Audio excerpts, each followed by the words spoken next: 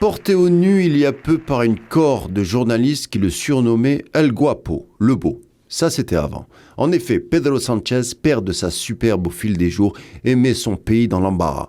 Une série de démissions de portefeuilles importants de son gouvernement, comme celui de l'Intérieur, et ce, en un laps de temps très court, ajouté au tableau déjà terne le départ de la numéro 1 du renseignement sur fond d'un scandale dit Pegasus, affaire d'ailleurs qui n'a pas révélé encore toute sa trame.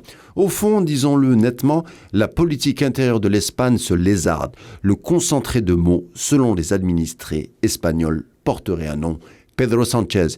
Des parlementaires sidérés par le volte-face du gouvernement sur le dossier du Sahara occidental, n'hésitant pas à décocher des flèches de tout bois dans une langue de Cervantes si riche en mots d'oiseaux.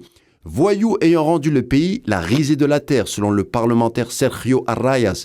Aberration politique signée Coca Gamara, porte-parole du Parti populaire.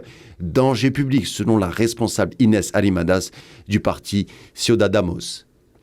Il est vrai que la période électorale espagnole délie les langues, mais la question de l'autonomie du Sahara occidental, tranchée par Sánchez au profit du Marsen, est une réelle inquiétude qui drape le ciel politique ibérique. Néanmoins, l'intéressé en guise de défense via son ministre des Affaires étrangères, José Manuel Álvarez, accuse Alger d'être le faire-valoir de Moscou dans la crise qui secoue l'Espagne. Álvarez vient tout juste d'ailleurs de rentrer d'une tournée bruxelloise pour se plaindre du non-respect des accords dits d'association foulés aux pieds par Alger, selon lui, sur les murmures d'un Lavrov et sans doute du Vénézuélien Nicolás Maduro, il y a quelques jours, tous deux présents à la Racema.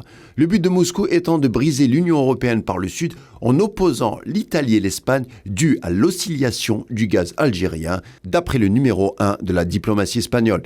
Sánchez et Álvarez ou le complotisme par le dédouanement, eux pourtant qui font fi du vrai complot ayant traversé leur hémicycle avec le logiciel espion Pegasus dont les données sensibles volées du Premier ministre inquiètent tout l'arc politique espagnol.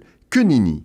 Nulle allusion non plus aux partenaires européens du revirement historique insufflé par Sánchez sur le Sahara occidental, violant le statut de puissance administrative sous l'égide onusien pour accoucher d'une solution définitive. La lecture erronée de Sánchez à l'endroit du Maghreb et de l'Algérie particulièrement ne semble connaître de limites. Car d'un côté, celui qui militait pour réduire la dépendance au gaz russe accuse paradoxalement Alger de pallier au même manque à l'endroit des partenaires européens comme l'Italie. Pas de doute, c'est bien Sánchez aux abois à l'aune d'un rendez-vous électoral risquant de sonner le glas de son statut du chef du gouvernement. La réponse dans une quinzaine de jours.